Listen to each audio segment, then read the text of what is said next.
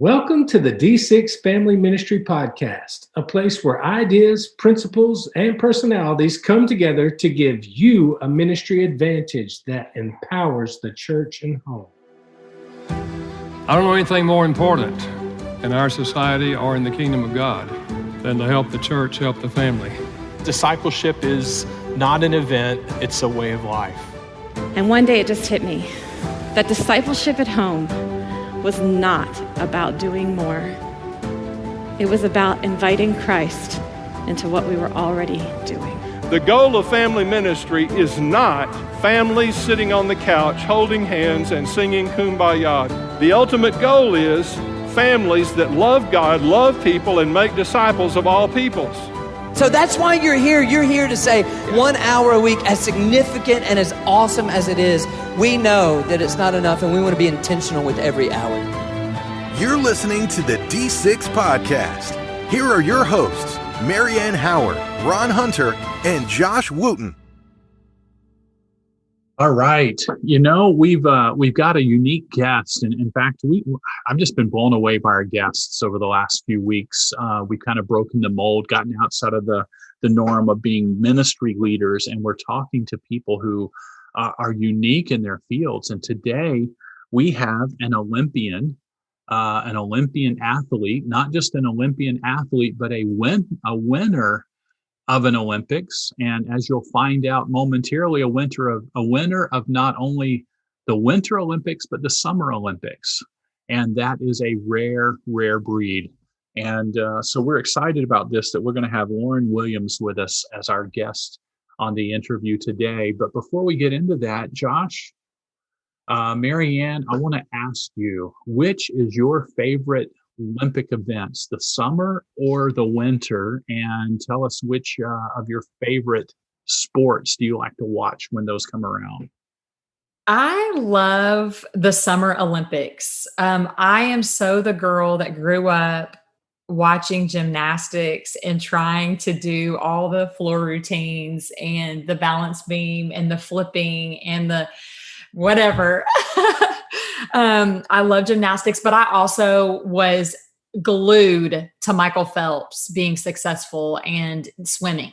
So those are my two favorite events. Those are the events that I want to watch, that I record and want the play-by-play. And I loved watching Michael Phelps crush, every year.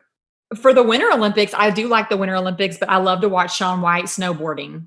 Snowboarding is probably my favorite thing to watch on the Winter Olympics, but it's not, I like summer better, but if I'm going to watch the Winter Olympics, snowboarding is what I want to watch. Yeah, I'm with you on that. I lean towards the Summer Olympics. I like the Summer Olympics better.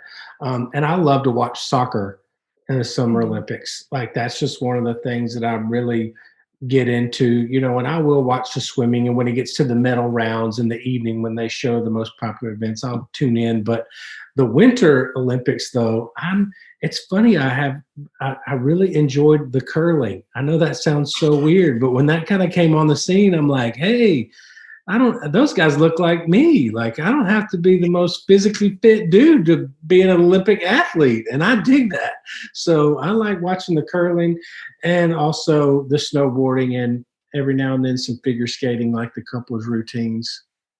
I'm right in there with both of you. For winter, I love curling. I made fun of it the first two times I watched it, but then all of a sudden I found myself mesmerized by it. I also like the snowboarding, but also like there's another odd one, I guess, that military background in me, the biathlon, which is a combination of cross-country skiing and marksmanship.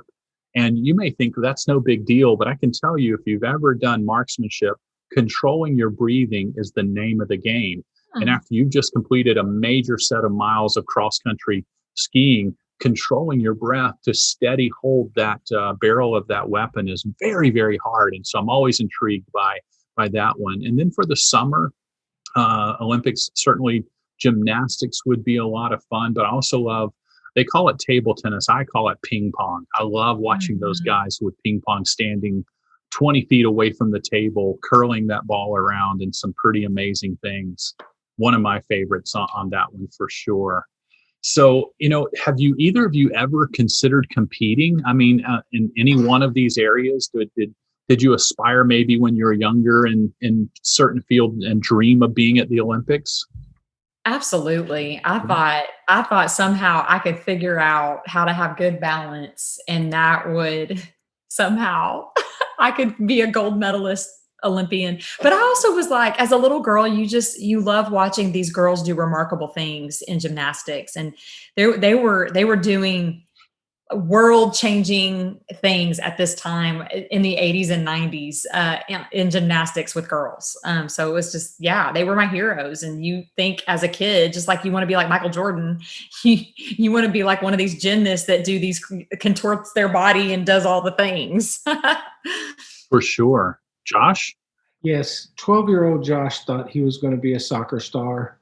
On multiple levels. I played travel soccer back then. It wasn't even called travel soccer. I mean, we did travel some, but I played on a team and was the top scorer of my team and thought I was big stuff until a team from St. Louis came to town in one of the tournaments and had their own bus. They were sponsored by a beverage company out of St. Louis. So they had their own bus and the whole bit and matching outfits with warm-ups and bags, and they just drubbed everybody. And I realized real quick I wasn't half as good as I thought I was going to be. But 12-year-old Josh wanted to be in the Olympics. You know, the amazing part is so many kids, when they move up the tier, they're really, really good in their group. And then they go to a regional or to a state. And the lesson I've learned by this is I'm always better in a smaller group. So, and here's where I'm best. I'm best in my own mind before I actually do it. Every time I'm standing at the free throw line, I'm imagining sinking that thing, and then I throw it up there and it, banks off the rim. Or when I'm playing golf, one of my favorite sports, I always imagine hitting a hole in one, and I've never hit a hole in one on any course out there. But yet I think every small child does have that imagination. I'm so thankful God gave us that imagination and the ability to identify whether it's a Michael Phelps.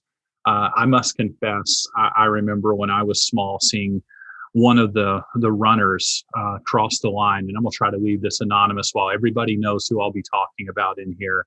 But he competed in a multi-sport outdoor activity, and I remember him raising the red flag and that patriotic moment that was going on there, and everybody wanted to be like that guy, and that guy has gone through a world of change, and I mean that literally and in every other way. And it's amazing the influence that these athletes have on the people who follow them. And so it just reminds us that while none of us are Olympic athletes, there are people who look up to us in our sphere of influence. They see you as a teacher. They see you as a life group leader. They see you as a person in the choir or a preacher or whatever it is. And they identify with you far more than you think they do. And I want you to be introduced to an incredible lady today that understood the power of that influence, did not let it go to her head. And without a doubt, she's one of what? Did I remember this right in the interview? 5 people in the world in history that have competed and won medals in both the Summer and the Winter Olympics. That I just admire, and I want to thank her for her attitude and what she does. And so we're going to take a break, and we're going to come back after the break and listen to the interview with Lauryn Williams.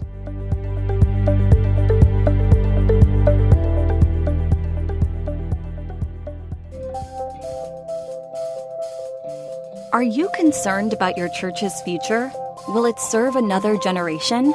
The Bible says He is the God of Abraham, Isaac, and Jacob, and yet we often only know how to connect to Abraham. Let D6 help you connect with each generation. Your kids and grandkids are counting on you. D6 comes from the principles of Deuteronomy 6 and helps what happens in church also happen at home. Curriculum you can trust. Discipleship that connects.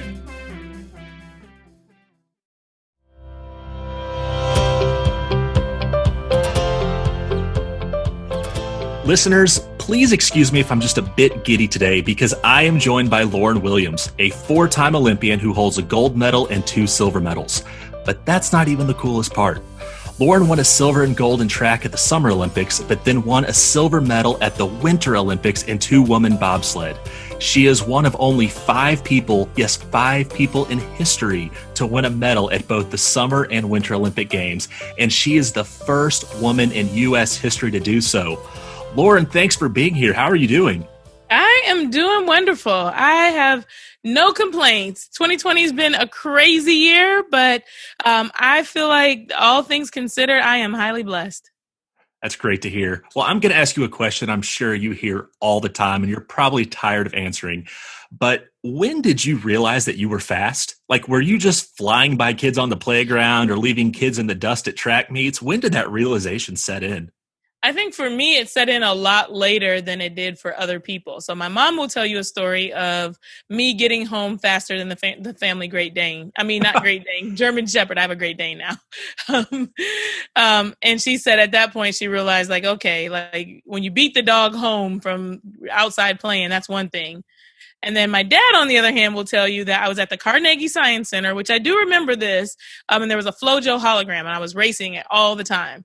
And so I spent the day there. I didn't see anything else at the Science Center, and I did beat the hologram, but I don't think it was set at world record pace. For me, though, the realization came when I was in high school, and I started to get these letters in the mail, and I realized these letters are for college and that people are interested in me going to college specifically for this track thing. Like I knew I was fast, but I didn't know this can open a door for me and this is an opportunity. And then I got to college and things started to unfold from there. My neighbors actually have a German Shepherd, and now you kind of have me wanting to go out to the backyard and race her and see. No, I don't think so. That would be a bad idea. Yeah. I would get blown away. Your hamstrings wouldn't like you very much. There's a lot of me that wouldn't like me very much if I tried that. Well, there's the physical aspect to what you've done, but there's also the spiritual aspect. And you've been very outspoken about your faith. And I've heard you say in interviews that when you ran for the Lord and used that platform to serve him. As you were growing up, was there a point where you really took hold of your faith and it became real to you? Yeah. So I will have to go back and say I was a bit of a rebel. So I don't know what the listeners are going through right now or what stage of your walk with Christ you're in. But, there are various stages, and don't be afraid of, whatever stage you're in. Embrace that moment and then seek Christ as best you can each and every day. So in my teen years, I was raised, Christian, going to church, kind of here and there, didn't really have like a real connection. It was more of a cultural something that you do, not because it necessarily meant something, but because, it's just part of what you do. And then my dad got really sick, and he kind of took his faith to the next level. And he not invited us, but made us as his children kind of go that deeper level as well. And my grandmother had very, very strong faith. So she had tried a few times. She's actually the reason I know all the books in the Bible. She made me memorize them one summer. I remember trying to avoid her and duck and dodge. But little things like that were planting the seeds that were necessary for me to be able to have my own faith and, to really take a hold and take the reins and responsibility for my walk with Christ. So my dad had us going 1 hour away to a church on Sundays, and it was miserable. It was a small church, wasn't fun. It was far away. My whole weekend was gone. And I was like, this is just bad. So instead of being like, I'm just not going to go, which, you can try that as a teenager, but it doesn't go very well. I decided to be a little bit more cunning.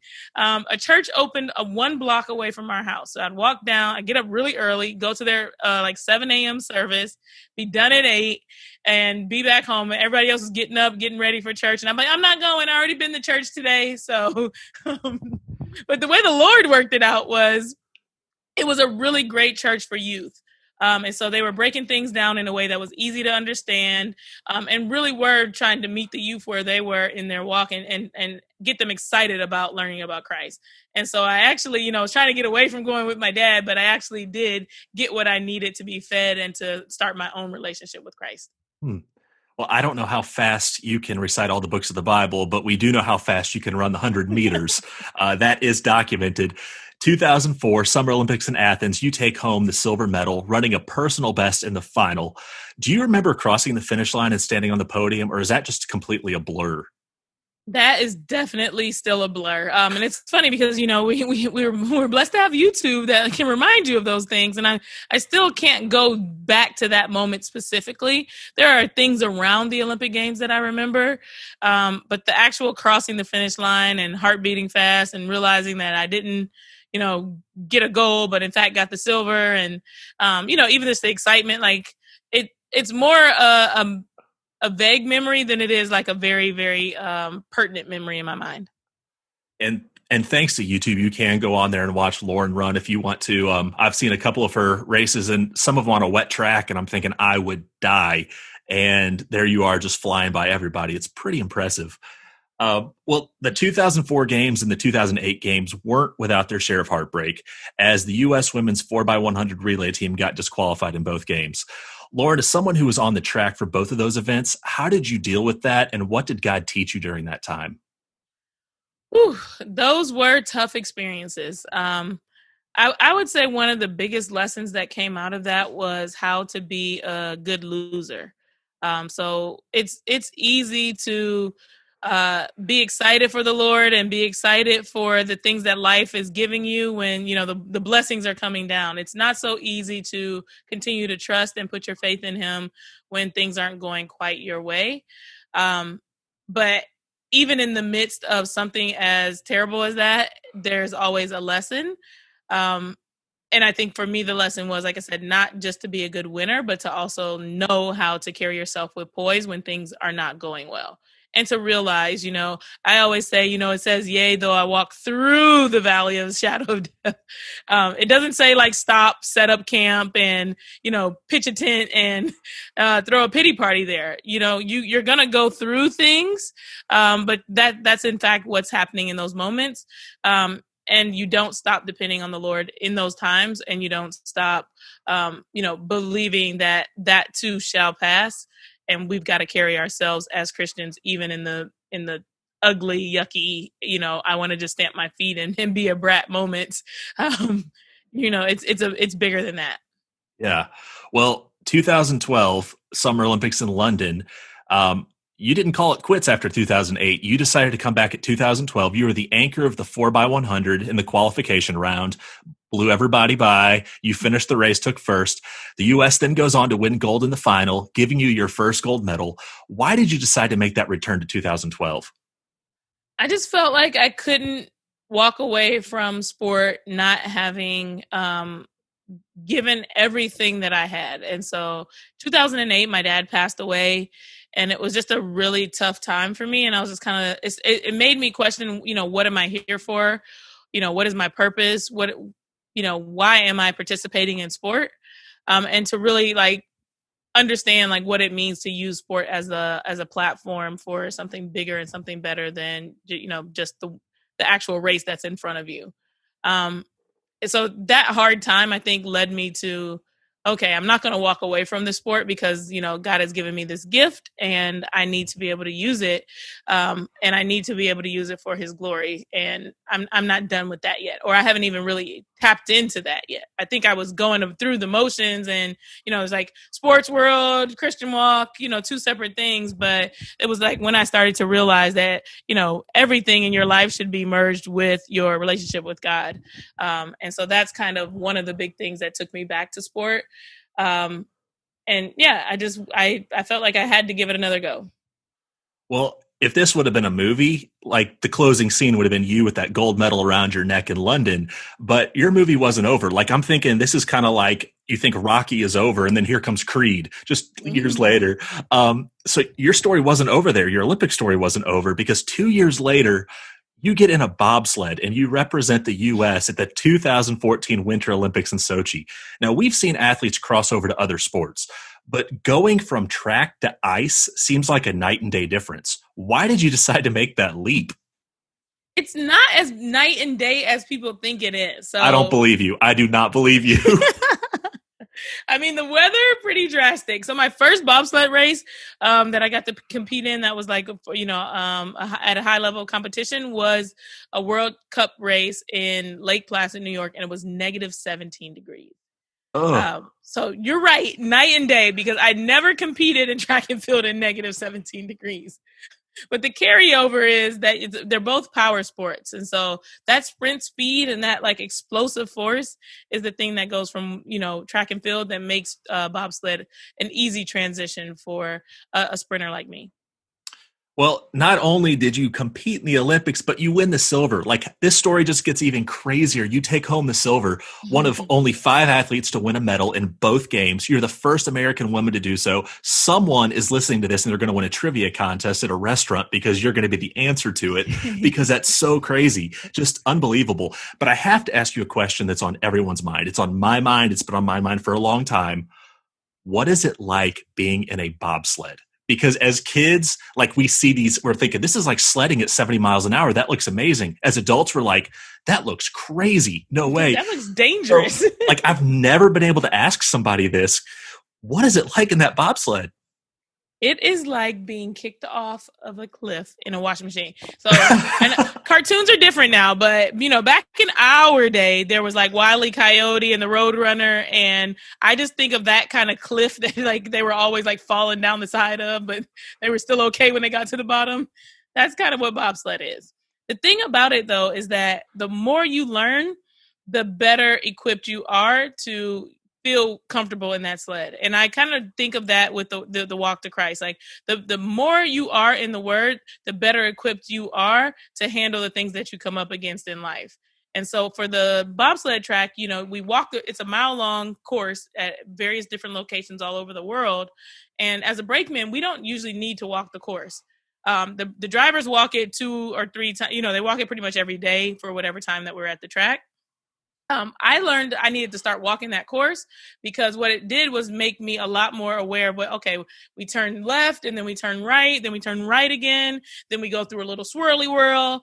And now I know where I am in the track. So, my job as a bobsledder is to run, jump in, and hold my head down. I don't see anything. I'm not wearing a seatbelt. There's no roof. So it's a pretty dangerous, fast car that I'm in. And so being rooted in understanding where I am and where I'm going in that track, despite not being able to visually see it, makes me a lot less nervous and allows me to relax, which only helps me to, get better in the sled and then be more aerodynamic. And I think of, like I said, when we talk about our walk with Christ, like the more the more confident you feel, okay, I can let go of the reins a little bit. I don't need to feel like I'm so much in control. Even though I can't see what's ahead, I know that Christ is right around the corner. He's the one that's guiding me where I'm going. So, you really start to see like these real parallels as you, like I said, get deeper in your walk and your in the Word. That's awesome. Had you seen Cool Runnings before you decided to do this? Because I'm just thinking like how that movie ends. There's no way I would ever do that. But so it's funny because I didn't know very much about bobsled when I got into it. That was pretty much the extent to which I knew, is what everybody else knew. I'd watched Cool Runnings before. And so a couple weeks into it, I did watch it again to try to see if it was going to give me any tips. And all I can say now that I've actually been a bobsledder is that movie is like night and day from what actually happens in real bobsled. Oh, learning something new always. Oh, well, I have to say, if I ever won an Olympic medal, I would probably be so obnoxious about it. Like, I'd be wearing it to Target. I'd sleep with it on.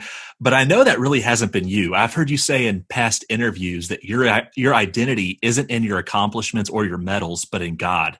How have you been able to have that focus, even with the success that you've had? Yeah, I mean, you get enough examples of, kind of like you said, you get the reminders that this is not about you. And if you don't take heed to those reminders, you will learn more and more that this is not about you one way or another.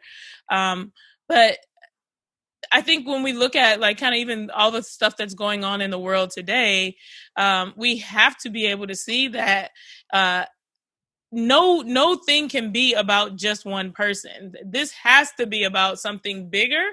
Otherwise there's no real point. It just doesn't even make any logical sense at this point that, what is going on in my life is the most important thing in this world when, in just America, there's 330 million people. And, we're fighting a pandemic and there's, a big conversation being had about racial injustice. Like all these different things are happening that, I'm just one of those 330 30 million other ants that are, here in this world. So there has to be a bigger purpose for all of us being here at this time in this place. And you've got to be able to find your identity in Christ in order to be able to really figure out like what your purpose is and what you're pursuing. Where do you fit in amongst those people? That's really great. Well, people know you as Lauryn the athlete. They know you as Lauryn the Christian, the believer. And there's another side of you, though, that was taking place while all this was going on. While you're training for the Olympics, you're getting your MBA, you're getting your certificate in financial planning. You now have your own company, Worth Winning. Can you tell us a little bit about what you're doing now and how that's going? Yeah, so I'm running a financial company where I help young professionals organize their finances. And by organize their finances, that's like whether you need help making a budget, if you don't know really what it means to save for retirement, where you should be saving for retirement, how much you should be saving. Student loans is a really big deal for young professionals now. People are taking on debt in order to give themselves, better information, better education, and probably better earnings once they get done with that education. But taking on the debt to be able to do so comes with creating a strategy. So all things that are about finances for young people is what I help people get down with or get clear on. And I think it's really been a cool thing for me to be able to yet another way to serve, because we know that stewardship is a really important part of your walk and your journey. But if you don't understand how finances work and you don't understand, you're not properly organized, then you're not going to be in a good position to be able to give to the Lord. You're not going to be able in a good position to feel comfortable giving. And I always think of a story. I went to Cambodia with a group doing some mission work, and a lady there was pretty well off, and she paid for the dental work of a few of the people there in Cambodia. We got to our evening briefing, and one of the girls said the most transformational thing that happened to me on this trip was I realized I need to get my finances together. And this is before I was running my business. This is kind of like when I was dabbling and trying to figure out what I wanted to do. And everybody was like, what do you mean? Like, how is that the most important thing that's come out of all this? And she just said, I watched the other lady bless everybody because she's been, a good steward of her finances. She has the money to be able to give. I don't even have any money to help beyond, what I was able to afford to come for this trip. And so now I realize that it's not a bad thing to make money, and that I also need to be responsible and very organized in the way that I do it, because if I don't have money, it's going to affect my ability to give. And if I really want to honor God by being able to give, then I first need to be good with what I have. So I thought it was just really profound, and I really try to share that message with the clients that I work with now. Is we have a lot of negative money emotions and a lot of things that are said about money, or things in households where it's all secrecy and we don't want to talk about it. It's private. Don't ask me anything about my money. But those are all things that are counterproductive, and we've got to learn to be more open, more transparent, and to honor God with our money. Well, the website is worth-winning.com. And Lauryn, am I allowed to tell our listeners that you offer free 30-minute consultations for people that are interested? Is that... You are allowed to tell them that. I am happy to chat with whomever to point them in the right direction if I am not a good fit for them, so that they know, like you said, what are the things that can be done to better organize their finances. And I also have a course too. So for me, like I said, this work is a labor of love. While, I need to make a living and feed myself, I also am very passionate about, like I said, changing the discussion, changing the trajectory of how people are feeling mentally about finances and just the narrative in society as it is. So the course is meant to be like a low kind of cost offering so people can get that education that they need, but also still get customized advice. That's great. Well, you can also keep up with Lauryn at lauryn-williams.com. Between the two of us, we've been to 4 Olympic Games and we have 3 medals. I contributed nothing to that. That is all on Lauryn. But Lauryn, thank you so much for being here today. It has been a privilege. It was wonderful. Thank you for having me.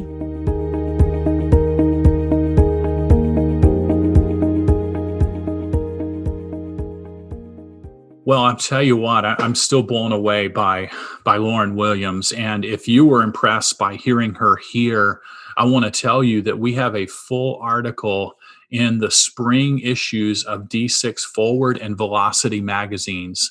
Those are our magazines, our devotional magazines for teenagers, because we want people like Lauryn Williams to influence the people who are reading after her life and doing the things she's doing. And if you don't subscribe to those devotional magazines, you can do so on D6 Family, or you can order them for the teens in your church. And we have one for every age, but a full write-up article where David has interviewed her and gone a little bit further and more in depth can be found in that issue. So we want you to check that out. What was your big takeaway from Lauryn? I'm still amazed at her story. I loved when she described bobsledding, and she described it as being kicked off a cliff in a washing machine.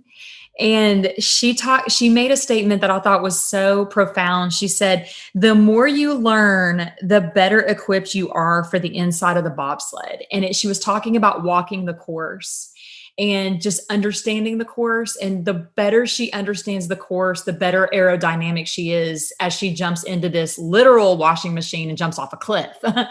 And that's a profound statement when you think about your spiritual life and your spiritual journey, because, you're jumping off a cliff. That's what faith is in a lot of ways. And, I appreciate that she put the work in to know the course. And I think that directly correlates to, us knowing the word and knowing Jesus and pressing into intimacy. And, it's easier for us to step out in faith when we know Jesus, when we know him personally, intimately, when we're pursuing him daily. So I just value that she said that. I wanted to say one other thing that she said that I liked. I'm raising 2 sons who are athletes, and she said she had to learn how to be a good loser. Mm. And how to carry yourself when you lose. And I think we all lose. And there are moments where that really does determine who we are as people on the inside, is how we lose. And, she went through a lot of adversity. Her team went through a lot of adversity, and God taught her a whole lot about how to carry herself through losing. So I just value that she said those things. Yeah, I love that she said God had taught her, but he taught her through, of course, his word, but her dad, taking her to church, and her grandma imparting God's truth and word. And just at every moment, she said, I'd almost dodge grandma because she knows she's going to give me biblical quizzes on the books of the Bible. But I think now she has grown to greatly appreciate that and learning to embrace the moment she's in, no matter if it's, honoring Christ, whether in defeat or victory, like you said, learning how to be that good loser. She brought up a very interesting word in the 23rd Psalm. It says, yea, though I walk through the valley. She's like, I'm not setting up camp there. When I'm going through something that's tough, I realize, yes, it's tough, but I am going through it. I am going to come out the other side of this. I know that. So I'm going to continue to point people to Jesus, even when things don't look good. And those who are outside of the community of faith may not even be able to see him. I'm going to show him that, because I think we learn more through our adversity and our challenges than we do in our victories. I'm also blown away by a person of her stature, accomplishments, that she does not think the world revolves around her, or that she feels entitled. When you find somebody, and I just want to challenge all of us as ministry leaders, we may have a title, and we think when we walk into kids ministry or student ministry, or we walk into the church, we think we are the center of the spotlight because we're that ministry leader or teacher, when we should take the attitude Lauryn Williams did, and we need to notice the needs around us. That's why we walk into ministry, is to observe need, not to be needed. And that's what I want us to get out of Lauryn Williams' testimony here. She looked around and saw the needs in other people's lives, and now she's dedicating her life to helping people face just very basic, simple things. And it might be that God calls us to help in places that it's not even where we've won our Olympic medals, so to speak. And I'm blown away by her attitude by this. I am challenged by it, is what I am. She really addressed her identity and how she knew that Christ needed to be what defined her, and not allow her sport or her medals or any of those other things be a defining marker. That she said, Christ is my identity, and he's got to be what defines me, or I'm going to get lost in allowing things that don't last to define me. I just value that she said that. I think there are a lot of young girls that are aspiring as she, to be someone like her. And I love that God is leveraging his influence through her life. similar to the way that Jason Romano pointed that, he is a Christian who is a producer, not a producer who is a Christian. You know what I mean? And he really allowed Christ to define him, not his role. And I think Lauryn here is the exact same way in the way she approaches it. I just love that. The humility, I think, really speaks and models what Christ wants us to be. So we're about to start a new year, and we've heard from Lauryn talk about the impression that her family, her grandmother made by putting Bible content into her world. Let me challenge all the moms and dads and grandparents listening right now. Are we being intentional with similar faith talks with our kids? Are we being intentional bringing up what we have read in the Bible with them? And if not, now's a good time to begin those habits. Coming into a new year, putting 2020 behind us. We don't know if 2021 is going to be better, but we pray it is. However, it doesn't matter if it's better or worse. We need the scripture to navigate it. And if you don't have the D6 devotional magazines, that might be the tool that you use to bind your family together to have such conversations like Lauryn Williams talked about today. It allows you those easy questions to ask when you don't know what to ask. And I would check those out and start some intentional habits. You never know what type of child you will raise, whether or not they'll go on to be an Olympic athlete, a ministry leader, whether or not they'll be a broker or a nurse or whatever field God calls them into. They will be enriched based upon your faith talks that you begin right now. Until next week, we're going to be praying for you. We're going to be praying that you enjoy these holidays. We'll see you next week on the D6 podcast.